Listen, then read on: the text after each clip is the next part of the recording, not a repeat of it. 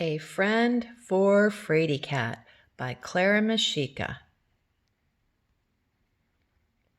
When Fraidy Cat leaped up the ladder, Eli climbed into the hayloft after him. "Here, kitty, kitty," Eli called, but Fraidy Cat crawled deep in the hay to hide. Then Fraidy Cat heard the farmer's voice call, "Come on, Eli. Old Fraidy Cat never lets anyone get near him." "Why, Uncle Will?" asked the boy. "Don't know," said Uncle Will. "He's just a raggedy old stray that showed up here one day." The next morning, Fraidy Cat stopped licking his paw when he saw Eli's head pop in the hayloft. "Hi, kitty," said Eli softly. Fraidy Cat hurried away to hide. He remembered other boys who'd pulled his tail and made loud noises. So far, the farmer's hayloft was the safest place he'd found. Eli sat in the hay and told Fraidy Cat, "I'm visiting Uncle Will for 2 weeks. He's shown me how to collect chicken eggs and ride a horse. I like it here." Fraidy Cat crept back over the hay when Eli was gone. Suddenly he sniffed a new smell, not a barn smell. What was it? Eli had left him part of a peanut butter sandwich. No one had ever given him such an ooey gooey good snack before. The next time Eli came to the hayloft, he was carrying a floppy old stuffed rabbit. Fraidy Cat climbed high up in the hay. "This is E.B. Bunny," Eli said. "Do you want to meet him?" asked Eli. "Come and see."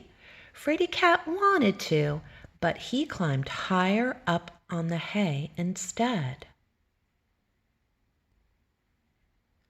One day when Eli came, Fraidy Cat didn't leap away.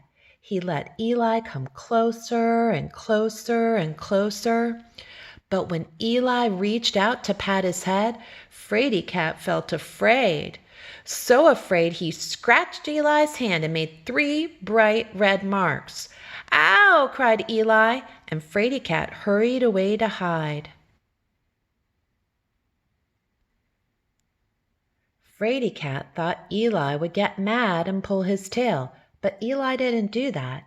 "Sorry I scared you," he said. Then he sat down and told Fraidy Cat about his birthday. "Uncle Will said I could have a barn cat for my birthday," Eli said. "I told him I want you, and he said I could hope and pray, but I might wait forever for you. So I'm going to start praying right now." Fraidy Cat watched Eli bow his head. "Dear God," prayed Eli, "help Fraidy Cat be brave so I can be his friend. Amen." Eli left a peanut butter sandwich on the hay before he left. Eli came to the hayloft every day. Fraidy Cat began to sit in the cobwebby window, near Eli, but not too close. Sometimes Eli brought E.B. Bunny. Then one afternoon, boom! A large clap of thunder shook the hayloft. I better go," Eli said. He tossed Fraidy Cat his treat. Fraidy Cat was cleaning the crumbs from his whiskers when he saw E.B. Bunny. Eli had dropped him. Fraidy Cat crept quietly up and tasted one ear. The fuzz tickled his tongue. Then his soft teeth sunk into the soft cloth, and he chewed off E.B. Bunny's big ears. When Eli came the next day, Fraidy Cat was hiding because he thought Eli would be mad. But Eli wasn't mad. He just looked at E.B. Bunny and cried. Fraidy Cat didn't like Eli's soft, sniffly sobs, and he wanted to say he was sorry. Fraidy Cat forgot to be afraid. He jumped right into Eli's lap and licked the tears off his cheeks. Then Eli's hands rubbed Fraidy Cat's head. They were warm, kind hands.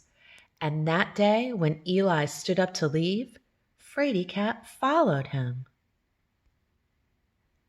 Eli laughed when he saw Fraidy Cat and picked him up. "Well, I'll be," said Uncle Will. "I didn't think anyone could make friends with you, old Fraidy Cat."